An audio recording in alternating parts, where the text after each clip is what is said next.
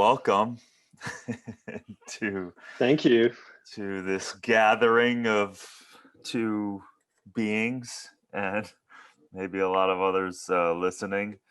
I got introduced to you by my marvelous and amazing assistant, Indira, Yeah. and I started looking around at what you're doing, and I think there's so much that I'd like to get into. Uh, you spent your life, a lot of it meditating, digging in, understanding the strength of the brain, the being, hmm and obviously right now in human history, at least in our 3D existence here, it's pretty intense, Yeah. right? There's a lot going on, and there's a lot outside of ourselves that's creating a lot of influence and instabilities. Um, and I know I'm just kind of jumping in because it's on my mind. There's people challenged right now. Um, so why don't you just, from your perspective, describe maybe your journey a little bit before we start jumping straight in, but your journey a little bit, and then let's unpack some tools and some possible things where people can go or actually do internally. Because I know you're a big fan of, I'm sorry, I'm jumping all over the place, but I know you're a big Sure. fan of, there's a lot of things that we can think we need, right? Even in our Yeah. own journey of like the best supplement, the best meditation technique, the best app, the best whatever. And it's just yet another extension of maybe I don't have it all together. Maybe I'm not quite enough. So therefore, if I get this, I'll be better, I'll be happier, I'll be Yeah. more enlightened, all of that stuff. And I think at least the messages that I've been hearing in some of your talks very much kind of cuts out even those layers of distraction to then go, hey, listen, you have it all here, so let's start here first. Is that correct? Or maybe you can just enlighten me on your Yeah. No. So I think there's two parts. I'll touch on the first request that you had, which was to share a little bit about my journey. So I'm Sri Lankan of ancestry, and that's the brown DNA that you see on me. I was born in Malaysia. I migrated to Australia. My family did, and when I was a teenager, and so I did a bit of high school there. I studied electrical engineering. I graduated Wow. from engineering school, and I moved straight to Hawaii to be a monk. My guru's monastery was located on the island of Kauai in Hawaii. So I joined his monastery right after university. I lived 10 years as a celibate Hindu monk in a traditional cloistered Hindu monastery. So only monks under vows would live there. And when my vows expired, I left. So instead of moving back to Australia, I moved from Hawaii to New York City. And I'm no longer a monk anymore. I'm a Hindu priest, and this is a traditional garb or outfit of a Hindu priest. And just for your listeners, in Hinduism, priests and monks are very different. So Hindu monks are very similar to Catholic priests and monks, where they live celibate lives, they don't get married, they don't work and earn money. Hindu priests are considered to be householders. So we can actually get married, I can work at McDonald's, be an entrepreneur, do whatever I want. So I'm an entrepreneur, a Hindu priest. I'm married, I have a daughter. We live in Costa Rica. We lived in New York City for about 11 years. And then last year we moved here. We're building a retreat center and a botanical garden in Costa Rica. Oh, wow. So that's where we are right now.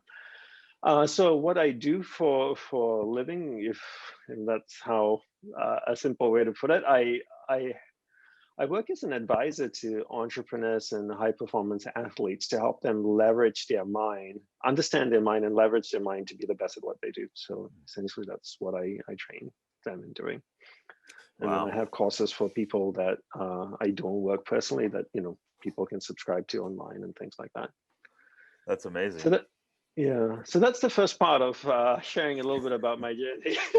Your second question as to in terms of all these different things that are out there, I was speaking at an event I held in London last year, and someone asked me in the audience. They said, Dandapani, every morning I do meditation and I do journaling, and I hear you talking about affirmations. Should I incorporate affirmations in my morning practice? And I said, that's not the correct question. The correct question to ask, the way to approach it is, where am I going? So I'll give you a simple analogy. If I'm building a house that's made out of wood, like potentially the room you're in, then do I bring stone, cement, and sand to the construction site, or do I bring wood, a handsaw, nails? If I'm building a cement home, then I might need cement and sand. So what are we trying to achieve? What's our goal? And then therefore, what are the tools that can help us get to our goals? That's the better way to approach it than what most people do. Is like, oh, I see that guy taking that supplement, must be good. He looks fit, so I'll take that. Dandapani looks like he meditates well, so I'll just take that meditation, and I'll take this, and I'll take that. And then you patch everything together, duct tape it together, hoping they'll get you to the destination that you have no idea what that destination is. And therefore you just spin around in circles and never make any progress. I think gaining clarity of the destination is critical, and then finding out what it is we need that can help us to get to that destination, and then eliminating everything else, and having the ability to focus and say, these are the only tools I need. And you don't need 100 tools. You need a few things, and you need to master them really well. And that's all you need in life. And people are in this place, I think, where they feel they need to accumulate tools. And the sense of, the more tools I have, the more progress I will make. And I don't think that's necessarily true. Yeah, there's so much here. The things that come up for me first is a little bit about, and hopefully other people understand this. So I'm in this place of, I'm definitely a control freak. I'm definitely someone that's driven and passionate and creates a lot and likes to produce more and loves to contribute. And it has to line up with my purpose for sure. Yeah. And at the same time, letting go of the reins and surrender to nature, to the universe, to allowing and receiving. And I'm telling you, I don't know if I've got that right. It oscillates back and forth. And I have a practice, I do routines, I do what feels right. And I think I'm current, and I love, this is probably more personal than another podcast that I'm on, but hopefully that it makes sense to other people. And that is, I have these aspects that are utterly more clear.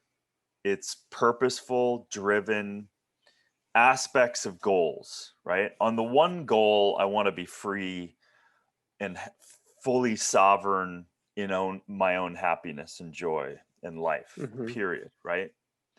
And at the same time, I have projects and goals, environment, health, supporting people in moving forward and supporting their own inalienable rights to live their lives and to give them tools to surround themselves with water, power, food, shelter, all of that stuff. So on the one hand, I am super clear on the 3D world. And on the other hand, I have this spiritual, deeply connected part of myself that I go back and forth with, of letting go and also whatever the goals are, and the audience is listening, whatever your goals are, and at the same time this dance. So I can be over here, Dapani, and I can focus, and I can work, and I can drive. And oftentimes, like, I just broke my foot like a week ago, so I was yeah, well, it's for me, it was like, Stop. slow down, so that does happen in terms of, like, if I'm not tuned in, and I receive those kind of messages, at least how I perceive them. How would you start to unpack some of those things and allowing to cultivate that balance that I think everyone can understand in this day and age, the need to contribute, the need to have purpose, and at the same time surrendering to the Tao, almost the primordial river of the universe, and allowing that to occur. Does that make sense?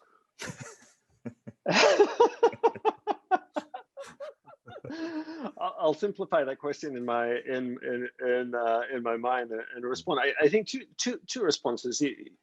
You mentioned having the clarity in your purpose in your work and what you're doing, and then in the other side, I'm not sure what the right word would be to encapsulate that. Maybe spiritual side or something. There seems to be not as clarity of purpose. I always think that there are 4 steps when it comes to spirituality. Step 1 is philosophy. We have to gain absolute clarity on what our philosophy is. Our philosophy defines the goal, and I'll share a little bit more than that on that. Philosophy defines the goal defines the path defines the lifestyle. I'll give you a very simple example. Now, Christianity is a huge religion with many denominations. If you take somebody from one denomination and they subscribe to Christian philosophy, and you ask them, what is the goal? A person may be heard to say, oh, my goal is to enter the kingdom of heaven and serve Jesus Christ, my Lord and Savior. So I need to go to heaven and serve Christ, my Lord and Savior. That's the goal. Now you have that clear goal. It's external because heaven is somewhere up there. It's where they typically point to in the sky. And then what is the path to get there? And it's what is the lifestyle I need to live in order to stay on the path to get to that goal. Now, if you ask a Hindu like myself, my philosophy, the philosophy I subscribe to, defines the goal as experiencing divinity inside of me. Divinity is pure energy that exists in everything, including me and you. My goal is to go inward and experience divinity inside of me. That's the goal. Now, that goal defines a path. That path defines a lifestyle. So I always feel when it comes to spirituality, it's always good to reverse engineer. Everybody works forward. Working backward allows so much more clarity of how then do I structure my life? My lifestyle then, is it part service? What practices I do? The lifestyle I live needs to keep me on the path that gets me to my clearly defined goal.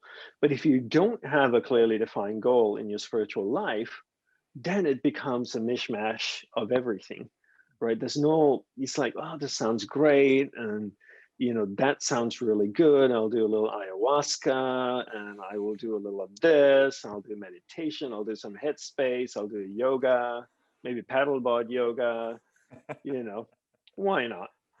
All of these things are helping me. But you seem like do you work out?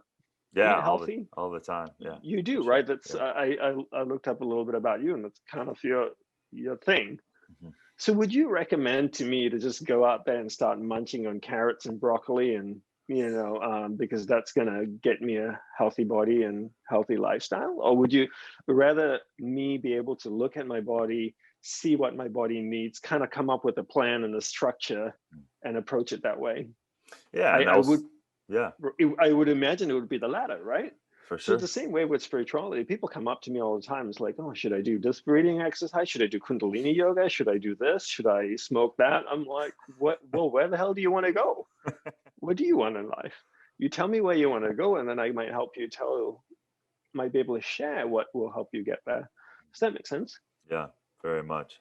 And so if people are sitting here right now going, Yeah. I would imagine, like, listen, you can definitely define the religious sector, and then within that, this is my religion, this is my belief, and then within that, it's absolutely, of course, individualized, because the interpretation of all of that, as we can see around the world, Yeah. the interpretation of that is clearly defined differently for virtually everyone Yes. in the world. So it's literally that personal excavation what that is. And sometimes it isn't a form, right, of some it is, sometimes it is. Yes, Christianity is huge. um, Buddhism, Hmm. Hinduism, Hmm. Islam, Yeah. Judaism, whatever it is. How would you then, what would be getting to the, it's almost like let's reverse the reverse reversing the engine, Engineering. right? Right. Yeah. So if I'm listening to this and I'm saying, okay, well, where do I even start to understand what it is that I'm actually doing, or where do I really want to go in my life? um how then would I start there to even unpack the deeper questions or the deeper answers, Yeah. to then go, okay, I actually believe in, I believe in nature, I believe in the universe, I believe that all things are connected, I believe in a certain level of this. But also, from your unpacking of it, that's also very big. And if I look at it as, if I want to unpack that and also be clear on it, that isn't that clear. It's just No, it's not. Yeah. philosophical, big, broad strokes, um, that doesn't allow me or anyone listening to be able to go, okay, well, this is what I believe in, and now what is my plan, um, to, and I think, I mean, I kind of fall in that too. I mean, I was growing up Christian, Well, yeah. and all of that stuff, but I it's but it's Well, the problem is, Darren, is that we don't get trained in this, right? We don't get taught as to how to understand philosophy and how to see what we're aligned with. One simple exercise to get people to do is something I call the philosophy funnel. And it's like sometimes I jokingly call it the philosophy Tinder. There's a book that my guru wrote. If you go to HimalayanAcademy.com, the book is called Dancing with Siva. Siva spelled S-I-V-A, and I can share it with you later if you want to put it in your notes. It's a book about Hinduism, but at the back of the book, my guru has a section where he has listed down the 9 major beliefs of each religion. So Christianity, 9 beliefs, Islam, 9 beliefs, Hinduism, 9 beliefs, and so on and so forth. And I forget how many there are. There's probably about 15 or so religions. It goes into Taoism and Shintoism and all that kind of stuff, Sikhism and stuff. So take a very, very simple approach, right? You can give yourself 3 answers: yes, no, not sure. Don't spend too long thinking about it, because once you start thinking about it, you'll never get to an answer. Who the hell knows, if what the real answer is? So take Christianity, read the first belief, and ask yourself, yes, no, maybe. I'm not sure, and check. And then at the bottom, tally what the number is. So you might read Christianity, all 9 beliefs, and go like, oh, I scored 5 out of 9. Then you might read Islam and you go like, oh, I scored 6 out of 9. And then you read Buddhism, I scored an 8 out of 9. And then Hinduism is 2 out of 9. Then at the end of the test, you go, my God, I'm a Buddhist. So now you've fallen into the Buddhist bucket, right? And then within Buddhism, there are 3 primary sects. Buddhism has 3 primary sects. Like, it's the same way Christianity has so many denominations. Hinduism has 4 primary sects. So Buddhism has 3 primary sects. And now you study each of those sects, because you've already fallen into that bucket. Now you have to pick one of the 3 that's in the bucket. Now you study that bucket, and then it's basically a funnel process of narrowing it down, narrowing it down, narrowing it down. Similar to how you would market your content to people, right? You funnel them and see, eventually you get your niche market group that you're targeting and selling your stuff to, which you probably know about. You do the same thing with philosophy as well, because a lot of people, especially the spiritual people, and I'm showing air quotes here for those who are listening to it, would like to say that all religions are the same thing. Every religion says the same thing, and at the end of the day, it's all the same, and it's absolutely not true. At the surface level, yes, they all preach about, doing good, love your neighbor, don't steal, don't lie, blah, blah, blah. But once you dig beyond that, they all contradict each other completely. Hinduism believes in God, so does Christianity and Judaism and Islam. Buddhism does not believe in God, so that's a major contradiction there. Hinduism and Buddhism believe in reincarnation and karma. Christianity and Islam don't. I mean, these are major contradictions. So you can't say all religions are the same. Right off the bat, we're already like disagreeing on major core things. So all religions are not the same.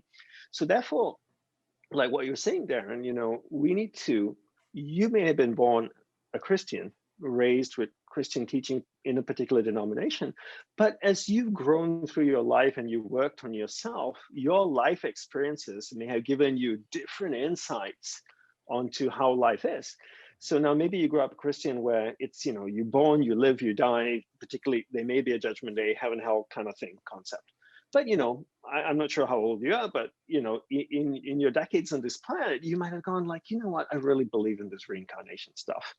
I really believe that we've lived here before and we come back and we're evolving over a period of time. So now you know which buckets you need to swing to. The Christianity, Islam, Judaism doesn't preach that. So now I need to shift to its Hinduism, Buddhism, Sikhism, Confucianism. And then you just do a process of elimination. But I think the critical thing here is that we always should take a rational, logical approach to spirituality. And I think a lot of times people don't. When it comes to spirituality, it's just all woo woo, wah wah, whatever, just anything goes. I don't see why it needs to be that way. And then the second thing is that what you were born with and where you are today could be two completely different things. One was something you were given at point of birth by your parents, so encouraged to do, potentially by family and community that you lived in. Where you are today is a byproduct of your potential evolution or digression in growth. Yeah. And where you are today is what you need to assess, because if you refer back to what you were 40 years ago, it may not be aligned with who you are today. And that's where the struggle begins for most people. They can't separate the two, if that makes sense. Yeah, absolutely. I mean, this is so like, it's so wild because, growing up, I felt this sense of the Christ energy, but I was so confused in the churches, and it was so stuffy and controlling, and it just didn't make any sense whatsoever. As I grew up and moved out of a small town and traveled literally all over the world, I've been to India. I've been chanting all day, all night. You're one of those guys. Yeah, I've followed gurus. I've been in and out of. I got to study with Wallace Black Elk of Black Elk in the Native American traditions. And it goes on. And nature speaks very clear. I've had recapitulations of other lives as clear as you and I speaking. So yeah, I mean, and it goes on. I've done ayahuasca 20 years ago. How old are you now? I'm 50. Yeah. So 50. So where you are today in 50, over the last 5 decades, all the experiences you've chosen and you've crafted for yourself by traveling and meeting and being so open and curious about all these things have allowed you to experience something deeper that potentially, and I say potentially, contradict what you were taught when you were growing up or when you were lived in your family in the small town. So the question is, a lot of people then cannot renounce what they were given when they were growing up because they feel a sense of attachment, a sense of guilt. So they hang on to that. But at the same time, they go, everything in my life has taught me something so different. And having the courage to pursue what you've experienced as opposed to what you've been told is where it lies. And most people cannot step away. Yeah, and I think that, I mean, if there's one superpower that I have had throughout my life, and that's willing to show up and constantly kind of go and allow a new experience to completely re-educate myself. I've based a career on finding herbs around the world and have my mind blown with 200 other things that I never knew anything about by the indigenous people.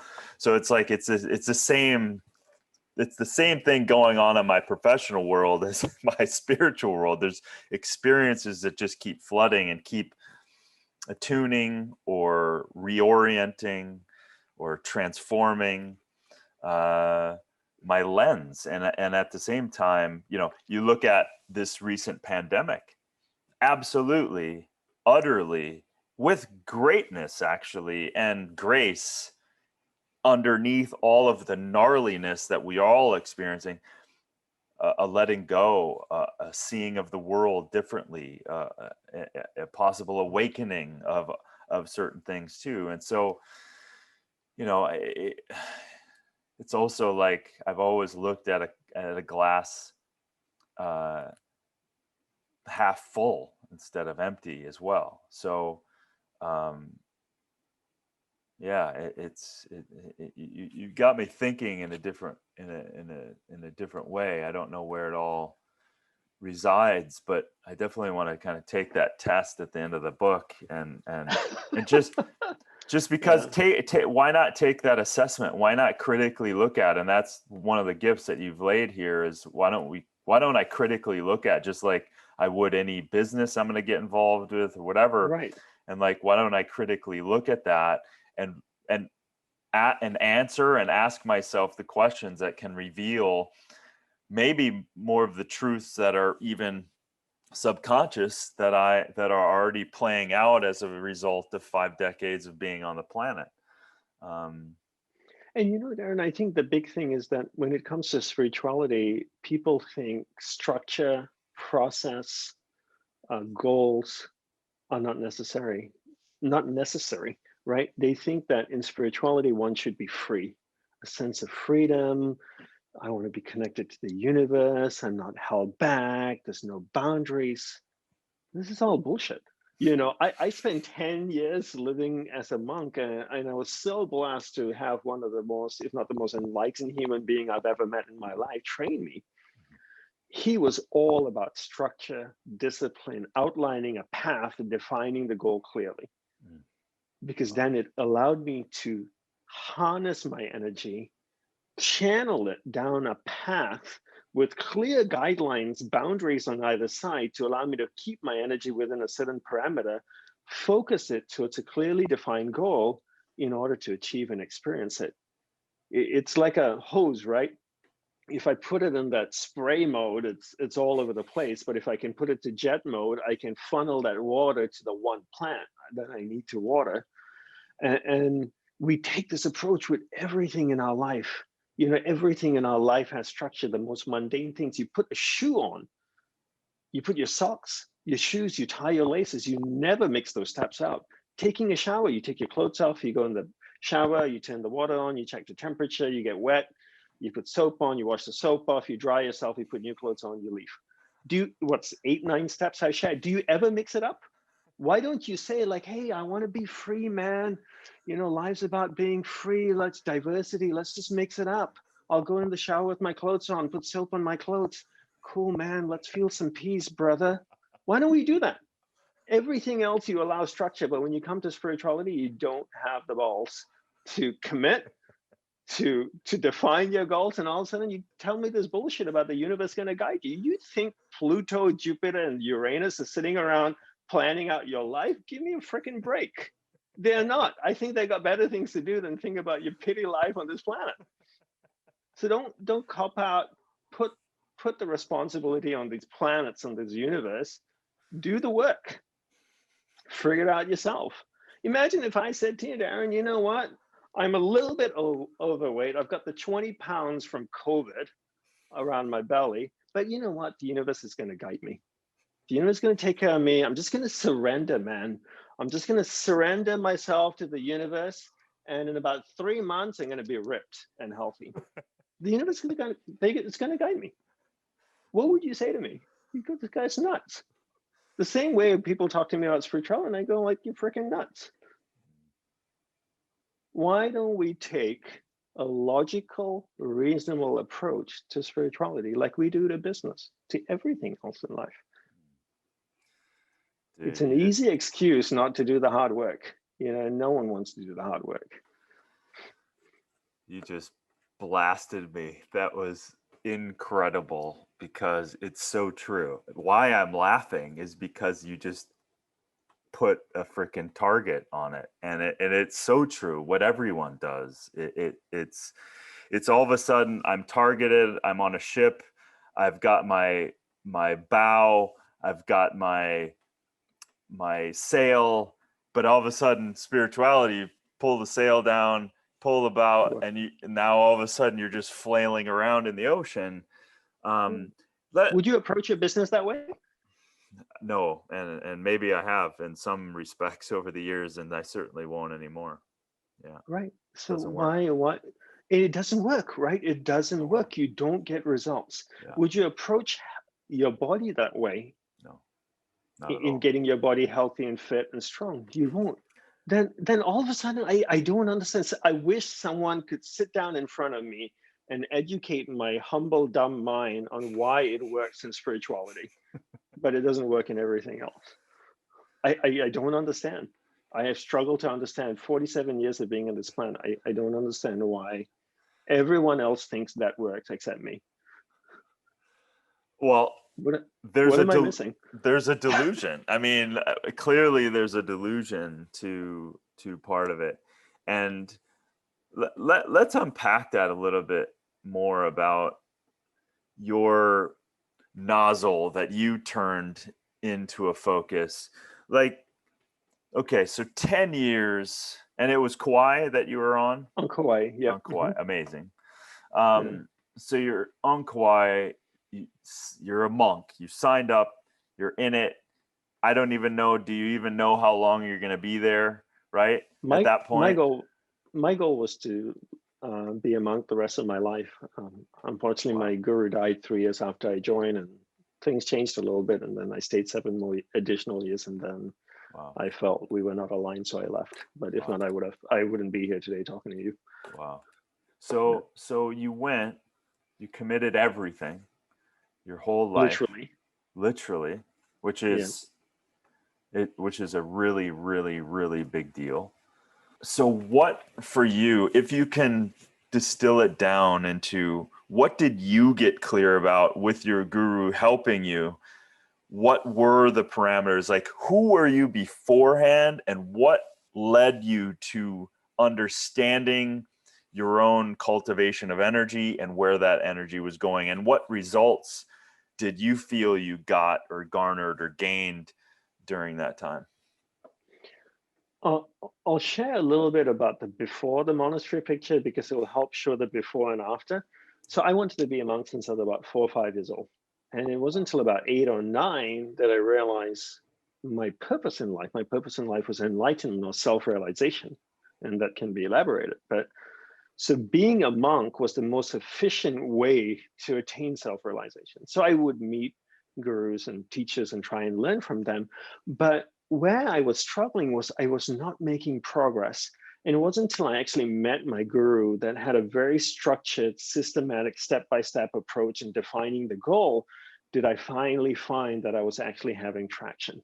Because before that, I would try this, I would try that, I would do it. I couldn't sustain change. I couldn't sustain practices. He allowed me to become really clear on my philosophy, first of all. What do I believe in? And he didn't force any philosophies on me. He just helped me define mine. Reincarnation, karma, this, that. Do I believe in energy? Is God in heaven? Is it everything? Then that philosophy defines the goal. The goal defines the path. What is the path to get there? And then the lifestyle. What is the lifestyle I need to live in order to stay on the path? All that allowed me to create parameters upon which I could operate within the same way that a company would have a vision statement, a mission statement, and core values. What are the core values? Core values are basically the white lines in the freeway that keep you on the freeway so that you could get to your destination. Really, essentially, that's what it is. If we abide by these core values, it'll funnel us to where we want to go, which is our vision and mission. So the same way, he helped me define all of that spiritually. Now, instead of my energy going all over the place, I was able to, first of all, harness it would draw it, accumulate it in one place, and now funnel it and channel it in one direction. Imagine the power behind that when you could funnel with clarity your energy towards one direction. And I always tell people, once you know what you want in life, the greatest blessing is you know who and what you don't want in life. Mhm. So now it was very easy for me to say no when someone came up to me, hey, do you want to do this Kundalini yoga thing? Or do you want to do this? And I'm like, no. Why? Because it's not helping me get to where I want to go. And then the traction begins, right? Now your wheels have traction. You're not spinning in the mud anymore. You're actually making progress. And how do you see you're making progress? Because the person that you were 5 years ago is very different than the person you are today. And those are the signposts of making progress on the spiritual path, right? But you should be able to define very clearly where it is you want to go. The same way that I'm sure in your business, you define where you want to go. We want to do so much in sales, or physically, I want to lose X number of pounds, or I want to be this, or I want to be that. You know, we do this in everything, and having that structure allows that. But somehow people think that spirituality should mean freedom, to be free. They don't understand that the greatest freedom comes from structure and discipline. Yeah. I have never been so freed in my life as I have been when my life is most so structured and so disciplined. What were the defining Yeah. moments of your structure when you started realizing? So you're like harnessing, what were the things that you were doing to harness the energy and then to focus the energy?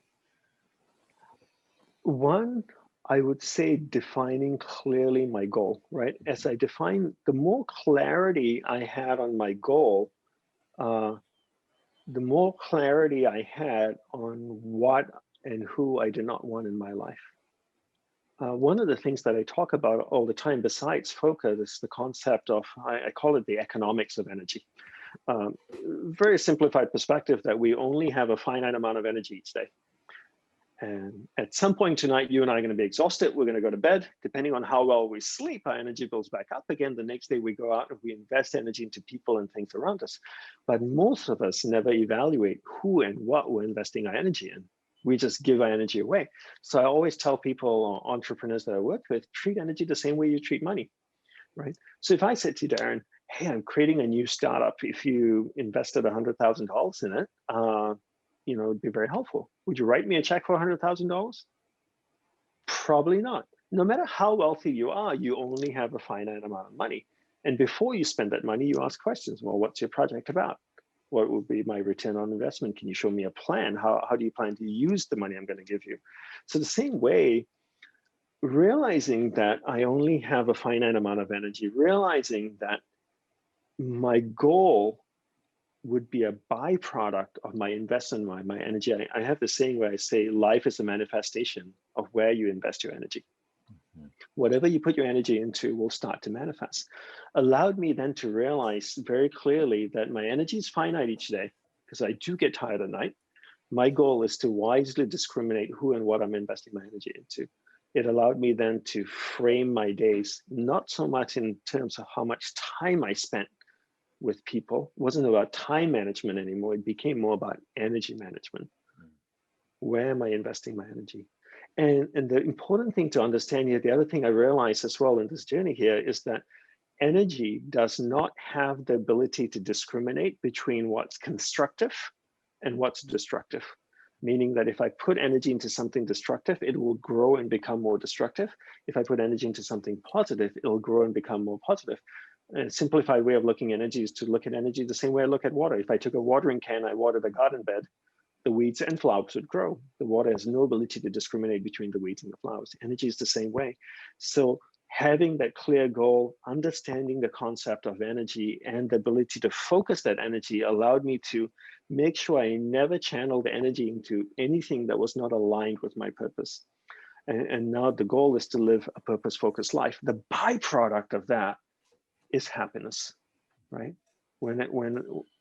If my purpose defines my priorities, which allows me now to know what to focus on.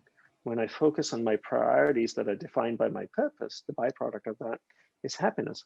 One of my priorities is my daughter. When I take my daughter to the beach in the evening here in Costa Rica, in Nosara, where we live, and I spend an hour with her, an hour and a half with her, just messing around the beach, the byproduct of that is happiness. I'm focusing my energy on my priority, which is my daughter. The byproduct is happiness. So that was, the big things that came out of that whole learning.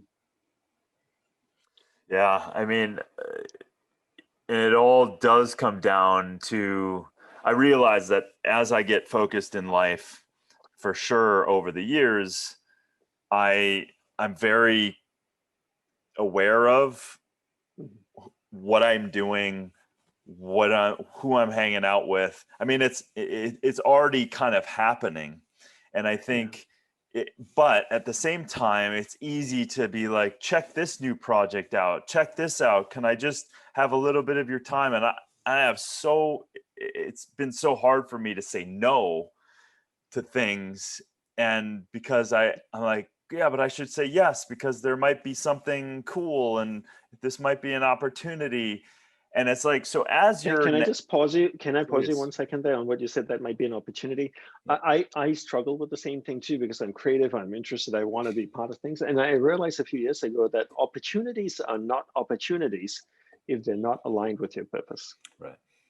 Right. So if something comes up, first question I ask myself, is it aligned with my purpose? Yeah. Understanding that it's finite energy, finite time, that those are my finite resources and finite financial resources, right?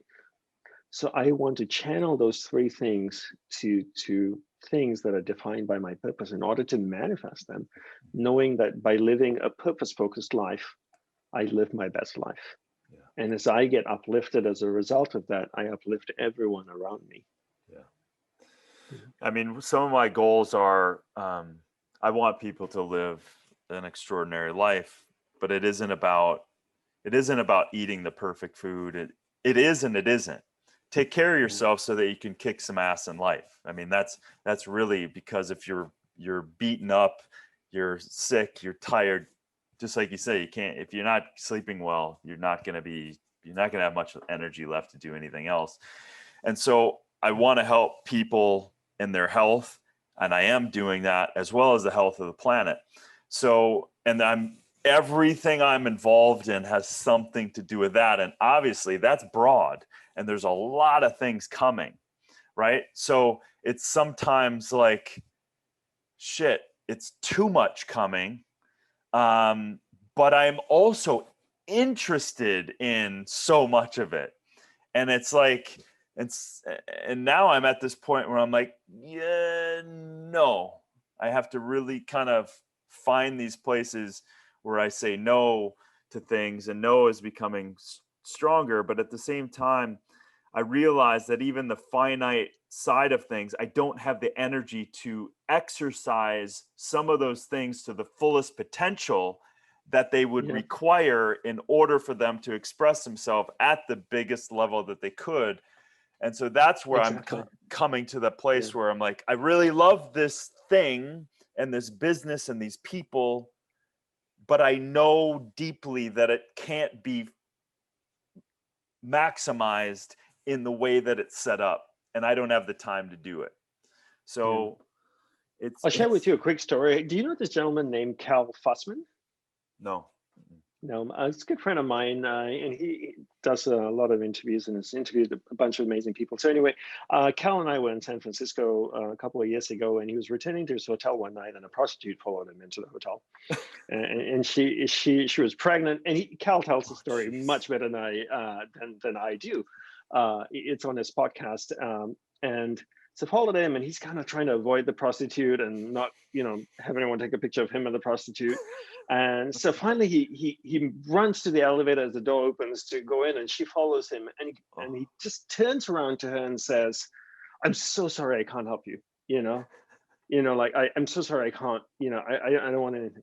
She goes like, "What makes you think I want your help?" And she storms off, right?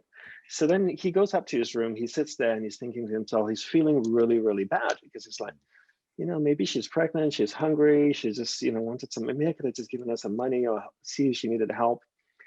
And And one of the things I shared with him is that it's so important for people like us that want to help other people, that we learn to control our compassion, Mm. right? Because there's so many people that need help around us. I get emails all the time, Darin, on every platform you can imagine, and every one of them is somebody having a crisis in their life. Can you help me? And it's physically not possible. And there's not one advice I can give that would solve. It would require a back and forth, and I can't. Yeah. So I need to learn to control my compassion. Mm. And the same way, I need to also control my interests in all the things that I have. So we're building a botanical garden. We have 33 acres here in Nosara, Costa Rica. We're building a botanical garden and a spiritual sanctuary. We've planted over 2,000 exotic trees and medicinal trees and flowering trees and fruit trees. And I love landscaping. I love driving a bobcat. I love carpentry. I love sports. I love playing tennis. I love graphic design. I love photography. I love entrepreneurship. I love going for walks in the business. How the hell am I going to do all those things? Absolutely not possible. I love my family. So I just need to say no to even some of my interests. Right.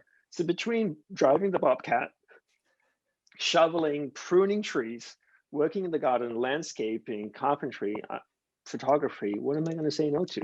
Because I literally cannot do all of them. And not only can I do all of them, but in what you were saying, I can't do all of them to the fullest potential where I can truly experience the height of those things, like you said, right? So I would touch the surface of everything. I would go broad and shallow as opposed to narrow and deep. And I prefer to go narrow and deep to get the most profound experience.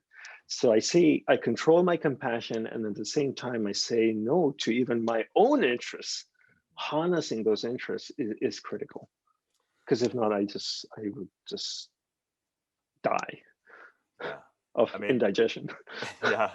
Well, but that is so wise, and it's such a beautiful way of sharing it, because it is literally, I don't know, I've never been bored in my life, right? Because they're Yeah. just life is just, wow. And there's so much to do. I mean, by the way, I'm exactly the same. I live on Yeah. 50 acres surrounded by nature, and I'm on my tractor all the time. I'm on my Where are motorcycle. you? What's that? Where are you located? I'm in the hills in Malibu. Yeah. Okay. Yeah. Yeah. So yeah, it's my dog. We're in nature. There's so much to do. I actually have to turn off what I'm seeing that needs attention in order for me to come and actually do the things that I really am driven to do right now. So it's a constant, like, again, it goes down to exactly the same thing that you said. Once you get clear on the biggest goal, there's all these other sub goals that start Yeah. lining up within that.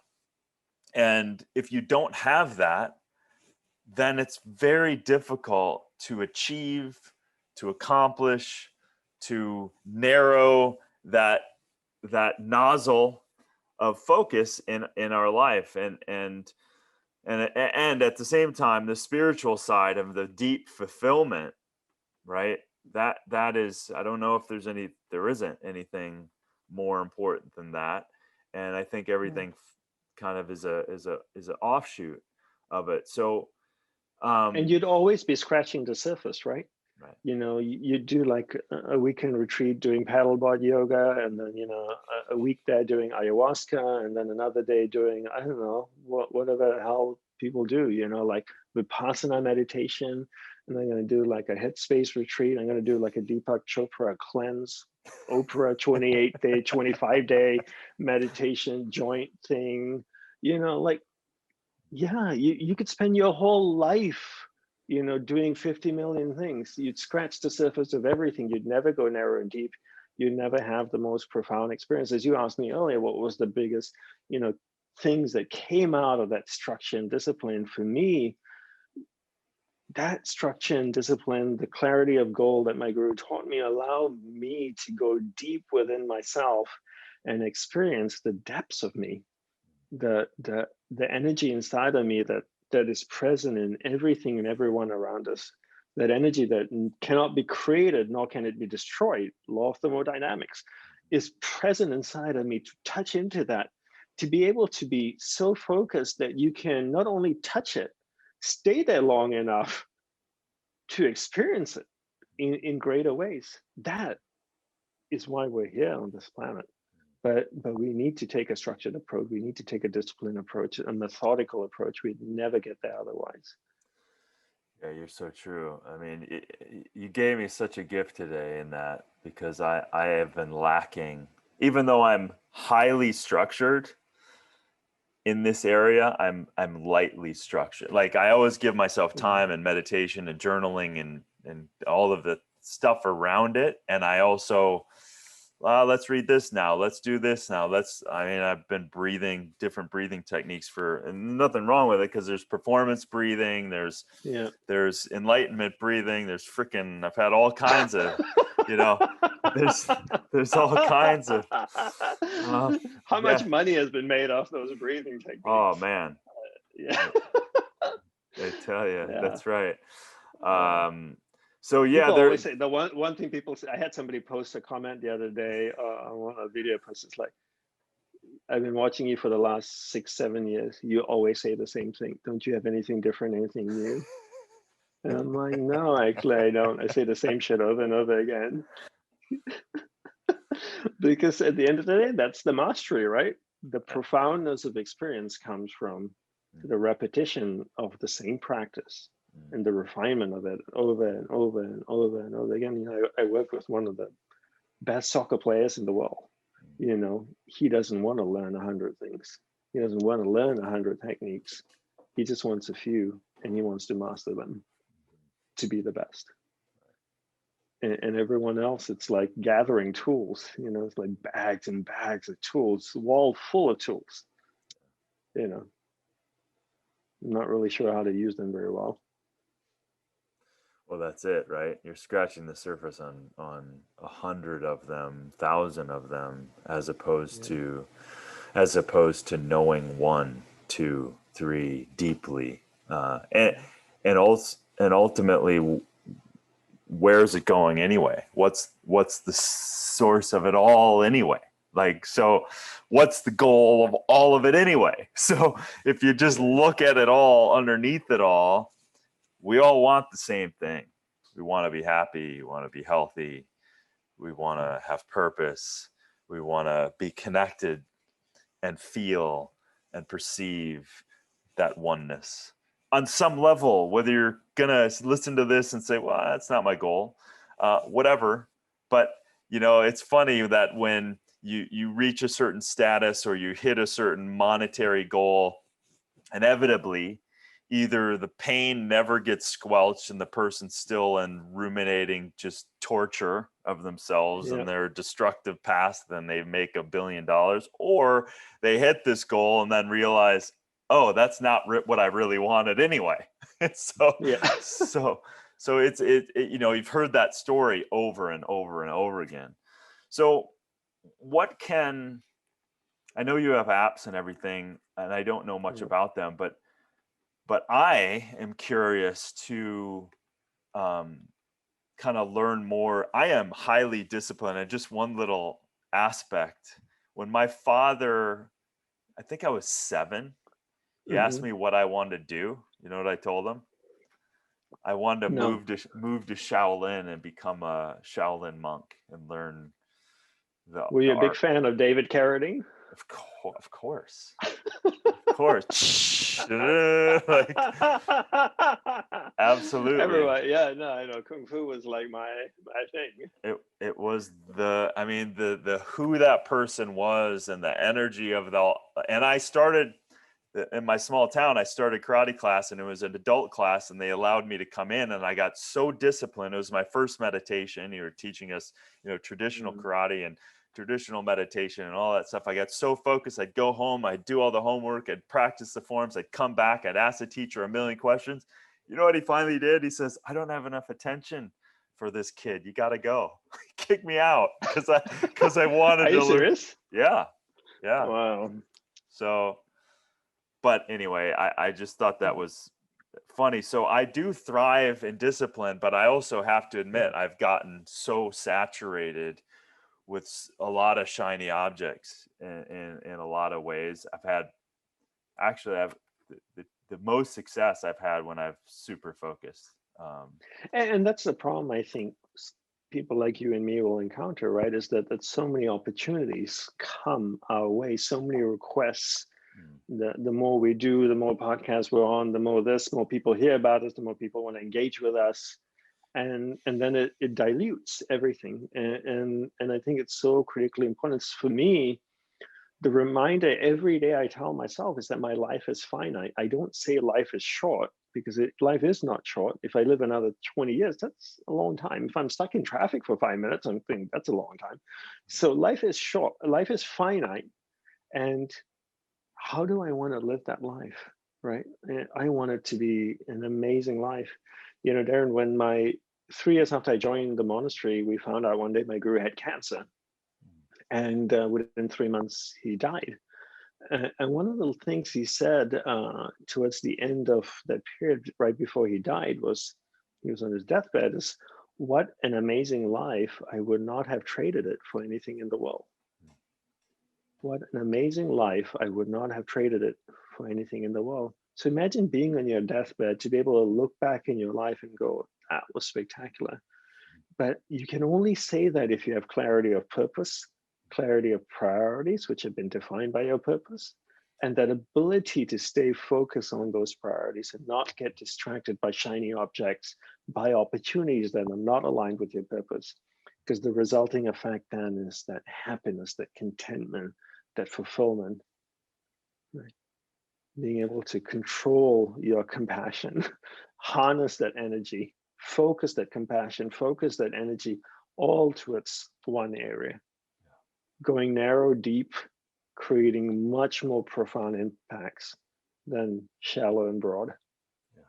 How can people learn more about this? How can people get some assistance, either by you or things that you've put in place for people to define some of these clarities, some of these purposes that they're looking to create some clarity around?